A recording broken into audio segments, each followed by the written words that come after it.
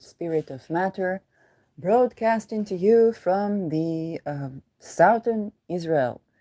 So, yes, this is Third World War broadcast Voice of Peace.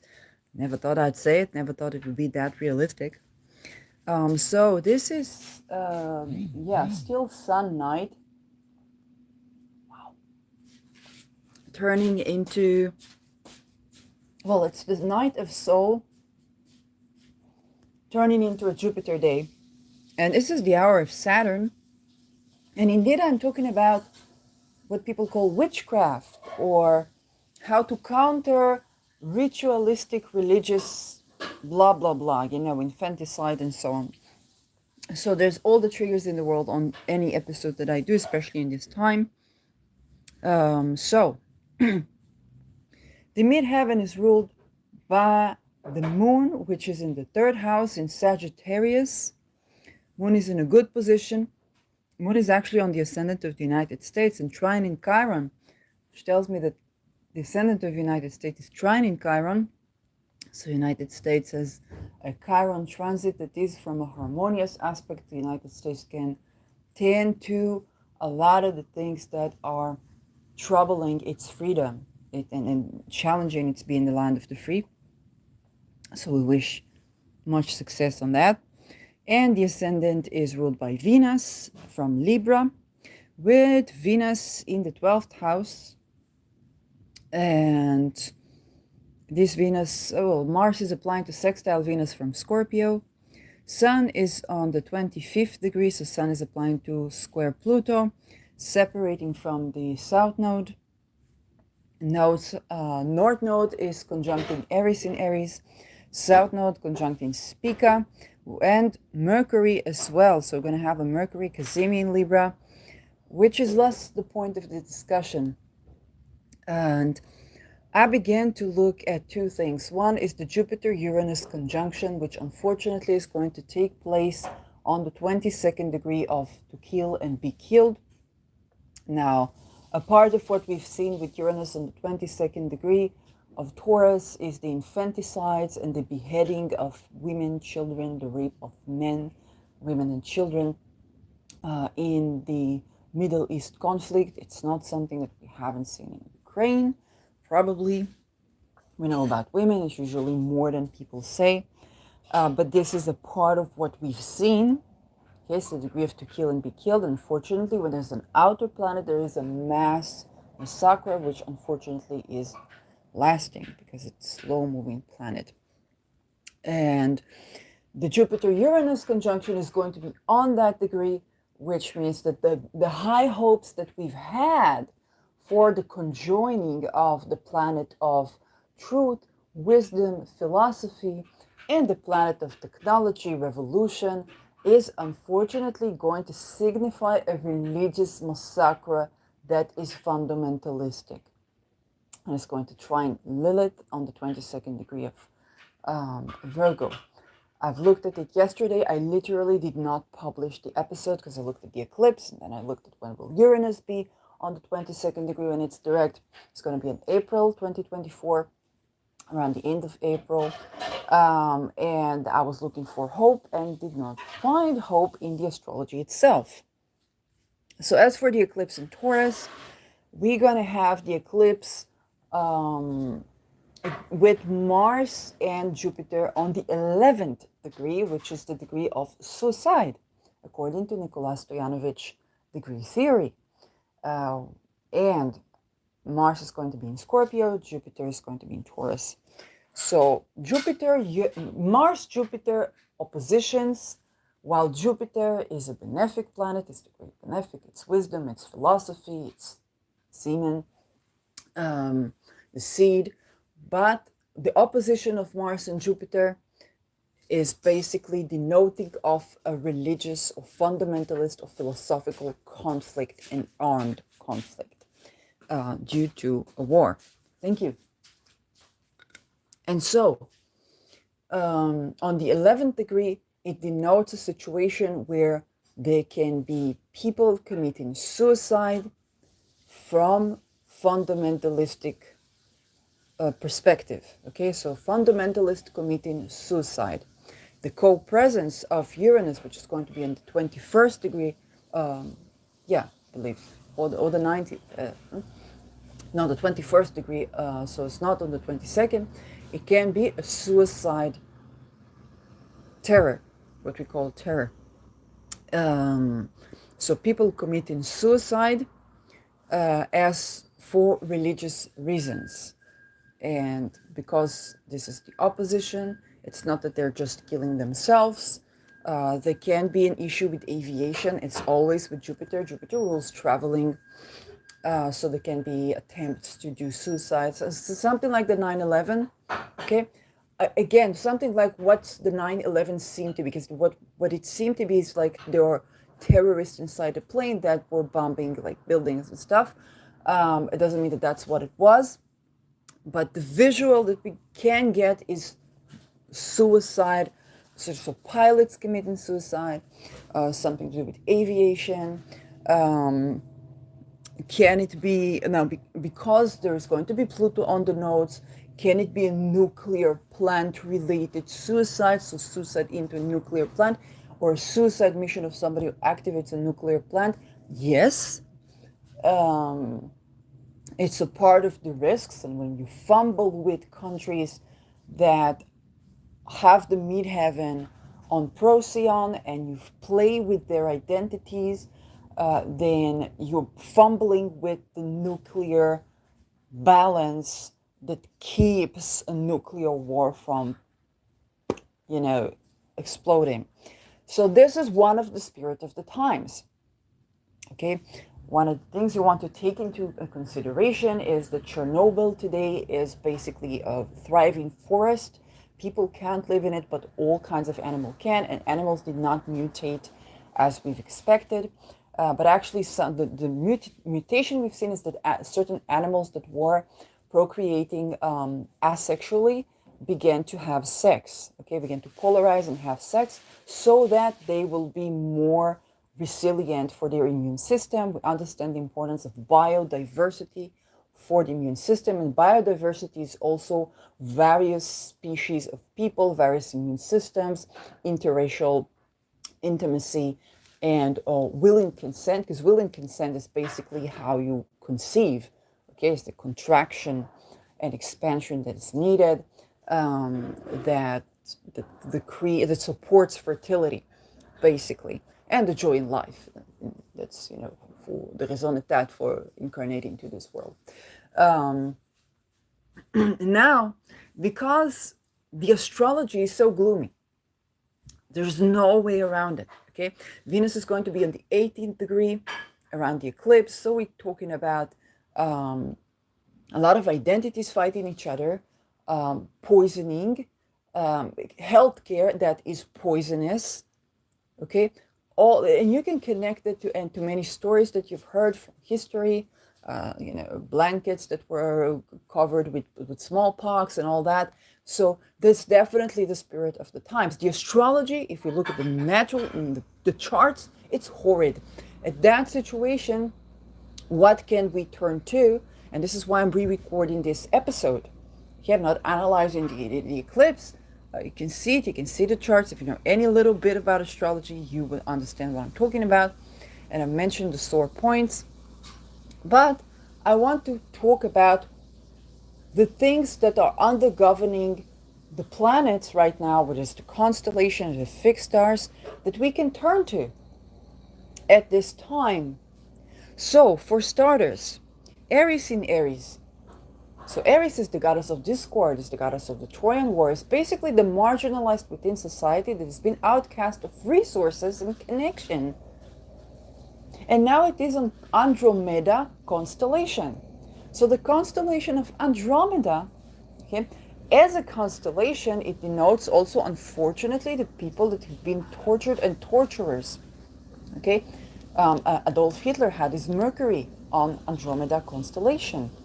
And while he probably had endured torture himself, he was also giving orders to torture people, amongst many other leaders. But Andromeda, on a magical level, repetition Andromeda, she was also saved. And Andromeda on a magical level is also about reconciliation of the irreconcilable. What is more benefic than to turn to Aries, okay, to set intention to reconcile the irreconcilable, to be inclusive towards those in society that we have so not seen, and casted them out of society, that the results are so destructive. Okay? So setting the intention,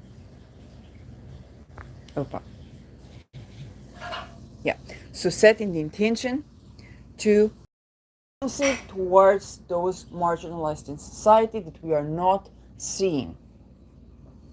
Okay, Andromeda can facilitate this reconciliation, to reconcile that which seemed irreconcilable. Andromeda is about friendship, is about connection. And I'm inspired by the working of Christopher Warnock on the constellation talismans. So whether you purchase a talisman, you might not have the time or the money to purchase it now, you can definitely petition Andromeda and ask to petition Andromeda and to petition Aries, okay? To ask to reconcile that which seems irreconcilable, to ask to tend to those marginalized in society, and to build a society that is more inclusive, that is allowing life to grow and is allowing biodiversity, because the underlying core concept of inclusivity is biodiversity. Okay, if we are inclusive, we are supporting biodiversity, we're supporting the immune system. Okay, it's not something that threatens the race, but it's actually something that contributes to longevity, healthy immune system, healthy nervous system, healthy beliefs, and healthy love forms. The other fixed star that we can turn to is Procyon. And even though we don't have anything right now on Procyon, so it's not going to be as potent as the time, the election, but just know that it exists, that you can form a relationship with Procyon. And Procyon, I talked about Procyon when I talked about the JFK natal chart. And JFK had his midheaven in Saturn on Procyon. What is JFK most known for? Is the 1963 Cuban nuclear missile crisis, where he managed to avoid a nuclear war. Israel has its midheaven on Procyon, 25th degree of Cancer, right on Procyon. Okay, so the raison d'etre for the foundation and the election for the state of Israel, you understand that all charts are pre-elected, was with the raison d'etre of Israel being a point that causes nuclear balance, so that we avoid nuclear war post World War II. Okay, that's the raison d'etre of Israel. Now, when we're fumbling with the foundation of Israel, we need to call on Procyon to bring in this protection from nuclear disaster. This is how potent Procyon is. Okay, it's not just sweets. It's very sweet. It's sweetening. You use it to basically kind of sweeten the verdict, or sweeten if somebody comes to attack you. So it's kind of like the honey that you put to sweeten, so that you take out the desire to attack you. Okay, this is the power of Procyon. It's very potent, even though it's not the return to sender time stand, chase it's not the vengeful one, but it's actually, like the saying that described to JFK, okay, what the best way to win a world war is to avoid it. And that is the power of Procyon. So, even though this Procyon is opposing Pluto, this is a very potent fixed star to petition, to invoke, and to ask for protection. Okay, so definitely we want Procyon on board, we want Andromeda on board. And I'm going to say one more thing about Procyon. When we are doing defense from magic, okay, so we're using planets like Al-Qaeda, fixed star Al-Qaeda, which is also very good to protect you from physical harm, assassination, and things of the sort. Anything of the 22nd degree is Al-Qaeda, and it's very powerful, and it's another fixed star that you can turn to. Another fixed star, which we also are recommended to work with, is Algol. Now, Algol has a couple of functions, okay? Algol can be shielding, Algol can be protective, Algol can also do what we call return to sender. Now, in a usual case, when you have a situation, somebody sending, let's say, a psychic attack at you, okay? Then you say, I want to be returning that to the original sender, okay? And to the original sender is no problem, because if you do it non-specifically, it's no problem, okay? You're not going to do it immediately. You're going to use Procyon, you're going to use this, you're going to use that. If that doesn't work and it's a life or death thing, and you see that it's your life on board, you want to purge, to excrete, and if needed, be returned to sender so that you avoid attack. But when we have it on a mundane level, we have infanticide, and we have beheading and rape of children and women and men, okay? The unspoken violence, rape, unfortunately, is also towards men. They're not exempt from those atrocities, okay? So this is important to understand in this world. And those things are ritualistic. When we want to call on Algol, we're not calling to return to sender, because we don't want to put infanticide, killing of infants, beheading of infants, and raping of infants on the other side. Okay, that's not the point. Okay, but what we are calling is to have this shielding and to stop the violence dead in its track. Okay, so definitely working with Algol, but not for the return to sender, since what is being sent has to do with children, has to do with families, has to do. Okay, we have no reason to do this. It's no, okay. So yes, working with Algol is important to protect from the fundamentalist reasoning of these rituals. Okay, so from infanticides, ritualistic beheading of children and people, and ritualistic sexual abuse, then definitely Algol, she is the talisman for this. That being said, we want to use the shielding aspect of Algol, and we want to ask Algol, petition Algol to tend to the underlying cause, so that there would not need to be any reversal of these practices. Okay, so we don't want to return, rape of children back to sender, because we don't want, children did us nothing bad. And so it takes for a different type of defense. Okay, it takes for shielding, it takes for excreting the actual venom, okay, the actual reasoning, and protection from and tending to the underlying causes. It takes the reconciliation of the irreconcilable with Andromeda and Aries. Okay, and when we call on these entities together, we call Algol to shield from all the effects of those ritualistic abuses. Okay, the witchcraft abuse, or abuse of witchcraft. Okay, to put in reasoning. If you talk about fertility, to care for children brings fertility. You're around children, you connect also with your inner child, and you become more fertile. To care, if you want land, then begin to learn how to care for the land. Learn about permaculture, learn about soil fertility, learn about the damages that we did as humanity and how to reverse them. Okay, learn about the elements. Okay, for longevity, and for the elements, water and soil is basically a fertile womb, and a womb is connected to the throat. So the song of women, okay, women singing, children playing, the sound of children playing, those things heal the soil. If you want longevity, take care of your elderly. Okay, take care of all the injustices that were done to people and that are now elderly.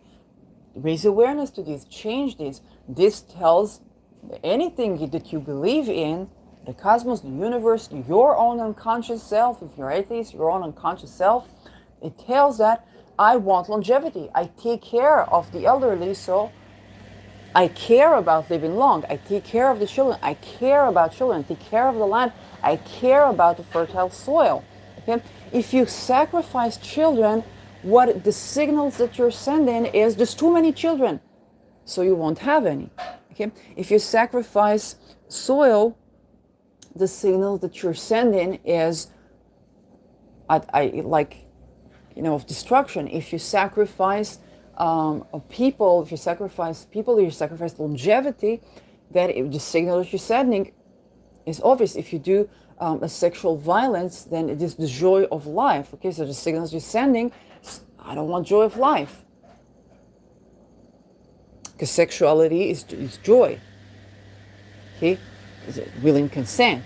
Okay, if you take out the willing consent, you take out the joy of living and the birthing of life. Okay, so this is important to also understand, be reasonable. How do we genuinely tend to fertility, genuinely tend to longevity? Okay, it's not by sacrifice, but by caretaking. When we get that, then and then you say, what to do if I'm human, I'm angry, and I'm this and I'm that? Pray to Andromeda, pray to Procyon, pray to Algol.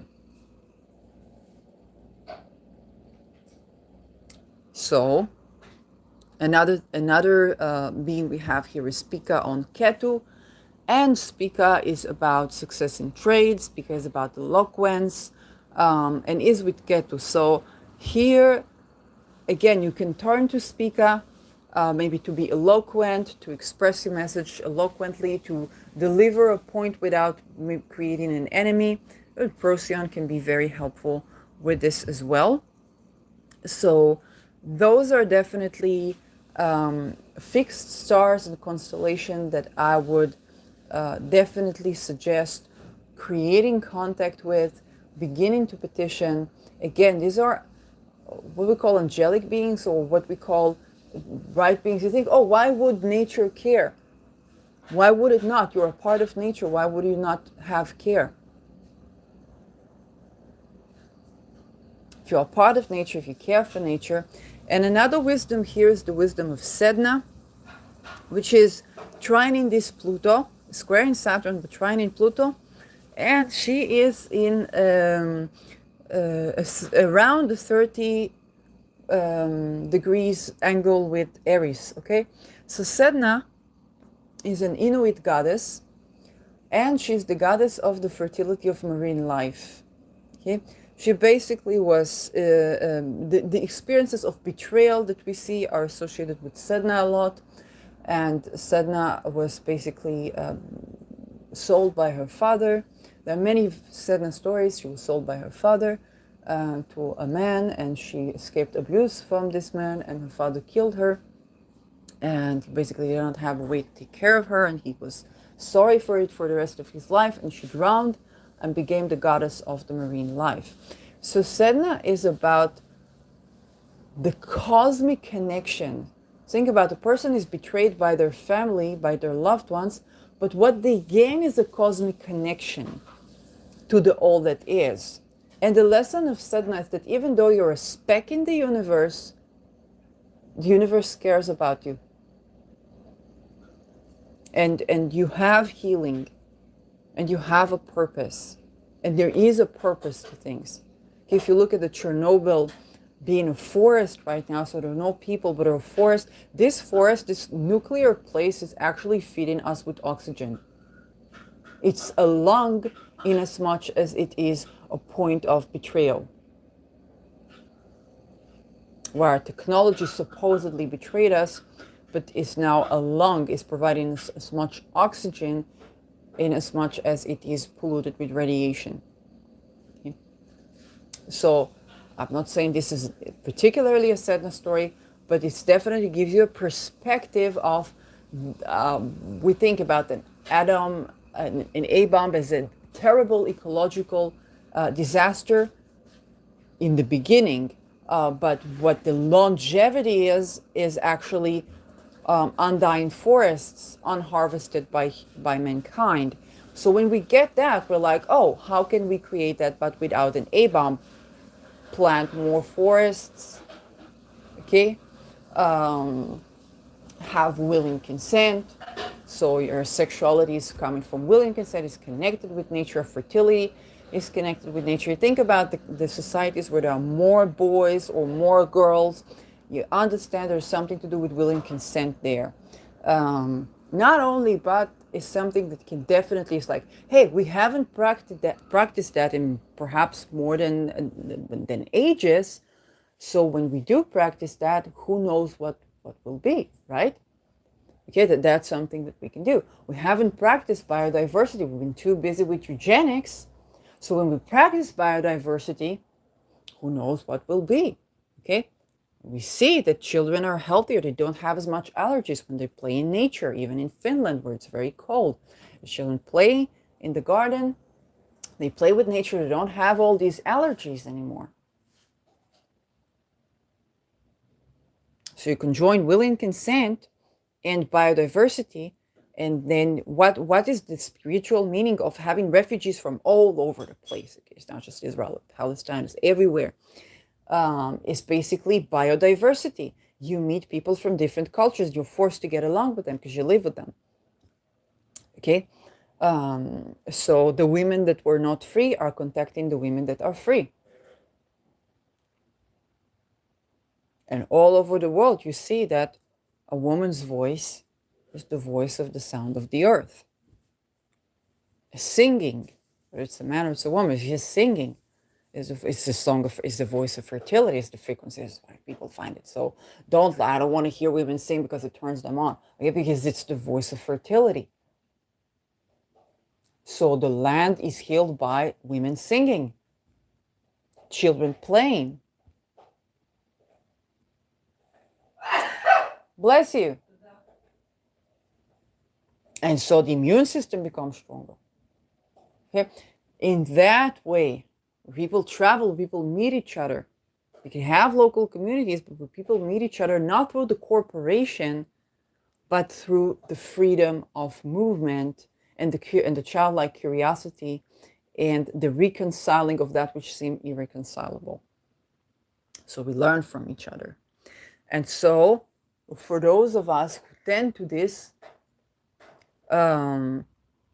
we have a rich life experience eventually. And if you ask me, what is the astrology? How does the astrology look? Horrid. Okay. But when we turn to those fixed stars, those notions, these concepts of biodiversity, then we have a sense of meaning and purpose. Wait, I'm recording. Then we have a sense of meaning and purpose, and we also have actual paths. How can I grow something? You see on the caption here, I'm growing garlic. Okay, how can I grow something today? You grow a plant that you're growing with the plant. You become fresh. There's growth around you. Something grows. When something grows around you, you grow. Okay, it's not stagnant. There's movement. And then when there's movement, then you can rest as well. So how can I grow something today? Those people that are leaving their bodies, those of you who believe, bless you, in reincarnation, where our job is to create kind of like a cushion, okay, a fertile world for them to reincarnate, to reincarnate into. A fertile world for them to live in, because they will live. So, so if you go to eugenics, what you're gonna get is there's nothing new under the sun. What was it? What will be? Okay? But if you go to biodiversity, every single day is new. Every single moment is new. Every single concept is new. Every single person you see is a new face. Biodiversity, everything is new every day. Eugenics, there is nothing new under the sun. Okay? So you want to enrich life, and this is the message that I have to bring today, is the message of enriching life. rather than, succumbing to differing bloodlines, which is a part of eugenics, okay, trying to purify the bloodline, purify the race, interracial marriages. Again, will and consent is more important than to mate with somebody of a genetic bloodline that's different than yours. But when there is will and consent, then you see people are naturally attracted to people that have the proximity and as well as the difference in bloodlines naturally. And these coupleships, they serve purposes, and they're enriching your life, and they're contributing to longevity, to fertility, to strength of the immune system, and to an overall sense of joy in life. So when that doesn't happen, when we fear assimilation, when we think of masters and slave, then basically those realities are being created. And I want to talk about the point of satire, which I do want to mention. We talk about eugenics, and I want to talk about Adolf Hitler. He was Austrian, and he was talking about, in jail, he read many books, and he wrote his own book, Mein Kampf, and he was talking about the motherland and the purification of race and all these eugenics things, that masters and slaves, everything that we've been hearing in many, many religions and sects and tribes and all these things. And not only that, he was an artist. And so he, in Mein Kampf, he said, I cannot be an officer. I cannot do the clerk work. I cannot do the 9 to 5, basically. What he's telling us, if he was writing Mein Kampf in modern times, he would say, I can't do the 9 to 5. This structure is not good for me. And so the satire became so that he's Austrian, his hair was brown or black, okay? He doesn't look the least bit of Irish. So people even say look Jewish. Yeah, I'm not saying he's Jewish, but he definitely does not look like the Irish family that he preached, that is the good family. Okay, and not only that, what he was known for is basically the working camps was the writing Arbeit macht frei. Okay, work sets you free, and you can see how the satire of an artist that cannot work. He could not work. He could not do an office job. He couldn't do it. Some people can't do the 9 to 5. Okay? If we don't build structures that are accommodating for them, because they can be artists, they can be innovators, they can be very nice people. Okay, in Hitler, we had a person that loved children, that loved nature, that loved to paint, that painted nature, okay, who's not painting this impressionism, dark thingy, the occult symbols and the swastika inversion came later, but at first he would paint nature. And he wanted to connect people with the motherland. There's nothing wrong, okay? The love of the motherland that is expressed in the love of nature is nothing wrong. It's only when we begin to demote and fight and differ bloodlines. Okay, but that was what the spirit of the time, so that's what we had to learn from. Okay, and so the situation became that people were idealizing work and saying, even today, there's this value of hard work. Everywhere you go, even in Africa, this value of hard work. Well, eventually, what do you have to hard work for? Okay, the trees are growing fruits. You have to hunt, yes, but the trees are growing fruits. You cook, and you celebrate, and you dance, and you play. This is life. You care for each other. This is life. What do you have to work hard for? How has working hard become a value? You have to have rest. This is a lesson of Saturn. You have to have rest, and you have to have contraction of work. So yeah, you tend to your crops, to this, to that, but you also rest. If you have good balance between rest and work, then you have fertility. So we don't need masters and slaves. Okay? And this is not a white notion. It was also a black notion. Okay? And so the satire was that Hitler was most known for the working camps that were saying Arbeit macht frei. Okay, it's a satire. It's a show. It's showing humanity the ridicule of the value that we said hard work is a value. It's put into ridicule hard work. Hard work did not save the life of these people. When there was rebelling, when they managed to open the gates of the working camps and escape from the working camps, that saved the life of the people. Where they were hiding in the forests saved the life of my grandfather would not be, I will not be here. Okay, my grandfather was saved by the forests and the people that helped him to hide him, that were hiding in the forests. If not for forests, this is why I want to plant forests.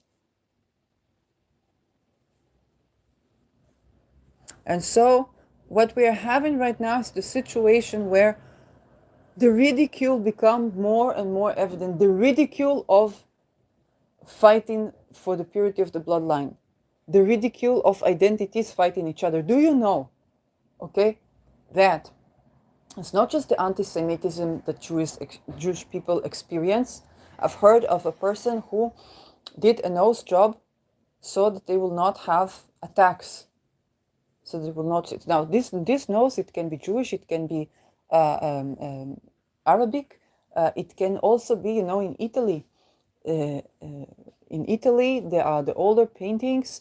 The men would ask the painter to paint a nose that is a bit like an eagle. Okay, that is a bit like what we call the Jewish nose or the Semitic nose, because it would denote of a dominant character, the character of a warrior.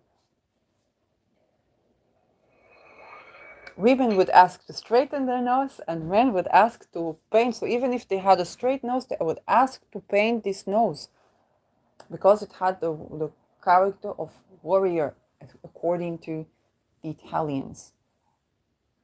Okay? So not only that, but actually in France, an Arabic woman was arrested for saying, I kid you not, Assalamu alaikum. You know what Assalamu alaikum? Assalam, a peace. Alaikum, unto you. May peace be unto you. Assalam, peace. On alaikum, on you. May peace be on you. She was arrested for saying Assalamu alaikum, may peace be on you. In France. I think she was later released, but you can understand how ridiculous is that we are arresting people for saying Assalamu alaikum.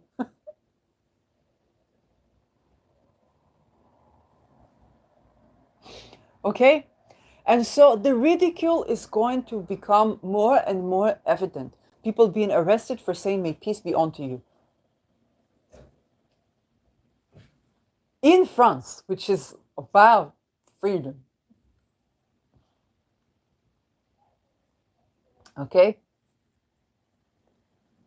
So,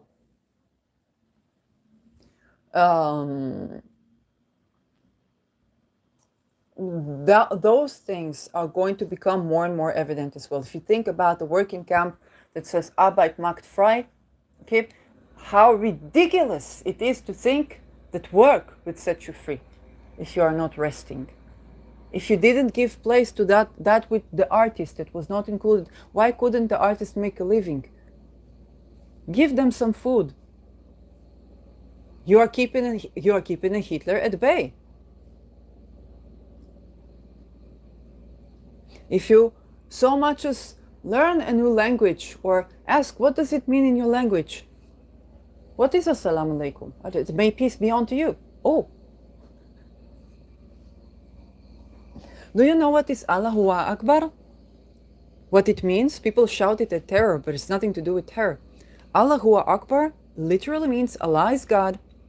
Huwa is Akbar, great. God is great. In Hebrew, Elohim Gadol. Allahu Akbar means God is great. C'est tout. The fact that people use it when they kill people is a satire.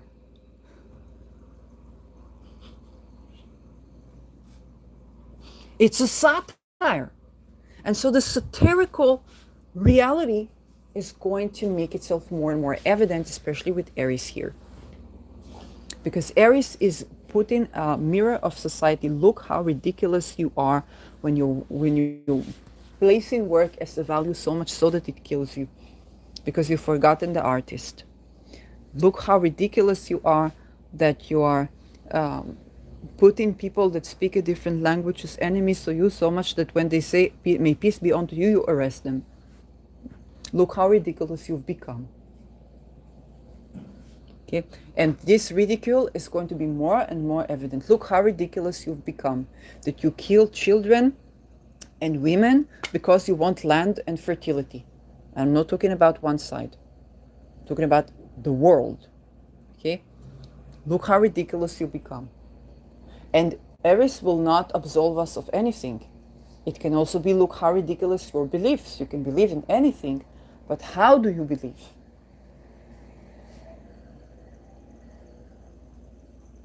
That you shout, Allah is great when you are killing a child.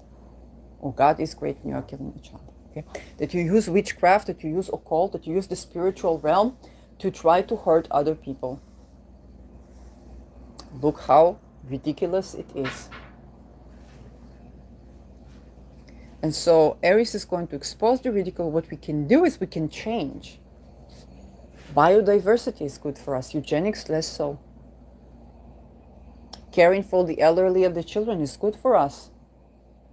Infesticide and killing the people that you deem as the weak in society or the older in society, less so.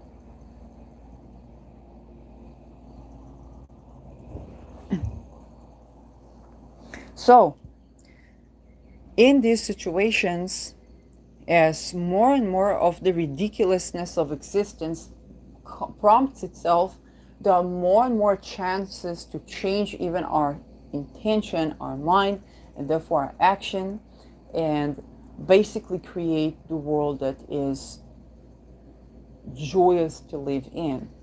So there's a lot of potential within this situation. Okay? We can absolutely at this time ask for denucleification. Right now the moon is growing, but when the moon decreases, okay, right now the moon is growing, so we can ask for biodiversity, we can ask for a will and consent, okay, the things that we want to grow here. We can ask for joyous life, or making a life or making a living with joy, with celebration, with ease. Okay, those things we can ask of freedom, tolerance even, and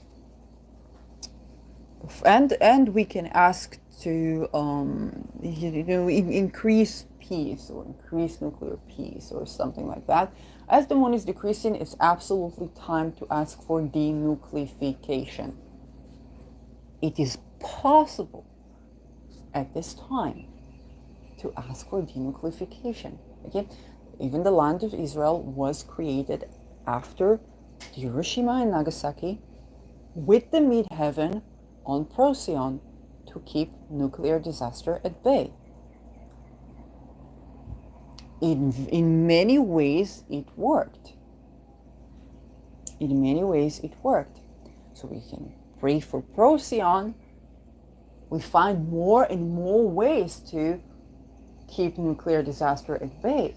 We can also pray for Procyon for denucleification that is safe. Okay. Those are the many things that we can do right now, today, and tend to them. Thinking about the spiritual value of a person just like me that is doing this work and is broadcasting this from down south Israel. I may be 40 or 50 kilometers from the nuclear plantation that we have in Israel. Again, maybe 40 kilometers from the nuke of Israel, broadcasting this, creating this, invoking these deities, making these wishes, spreading this voice of peace.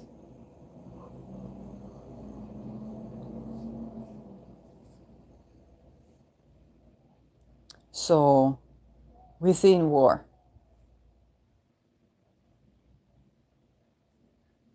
So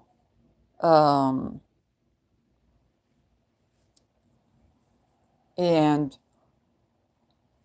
within this, just around my city where I saw the writings of US that I talked about. Yeah, I laughed. It's like, I'm not coming to US, US is coming here. Um, Within this, and if I'm doing that in Israel, wherever you are right now, and if you're able to do that, do so. Whether you have a talisman or not have a talisman, it's the core concept, is this the connection with spirit, it's the wealth that we are creating. You know, when I asked to create wealth, I was taken to the tree to pick up carobs and to the jasmine flower to pick up fruits. It's like, oh my God, that's wellness, that's well-being.